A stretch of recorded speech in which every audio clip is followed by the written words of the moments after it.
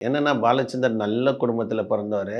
ஆனா, அவருக்கு முழுக்க முழுக்க பார்த்தீங்கன்னா, தான் பணக்காரனா ஆவணும், காரு, பங்களாலாம் வச்சுக்கணும். 2வது நம்மளுக்கு போலீஸ் எஸ்கார்ட் வேணும். 2வது எல்லா ரவுடி பசங்களையும் நம்ம கண்ட்ரோல்ல வச்சுக்கணுன்றது தான் பாலச்சந்தருடைய இலக்கு.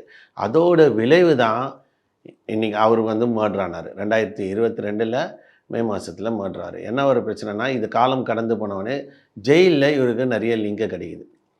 இந்த வழக்குல அவரு போறாரு. ஜெயில்ல நெறைய லிங்க் வச்சோனே, ஜெயில விட்டு வந்தோனே, என்னதான் அண்ணன் நம்மளுக்கு அட்வைஸ் பண்ணியிருக்கலாம், ஸ்ரீ.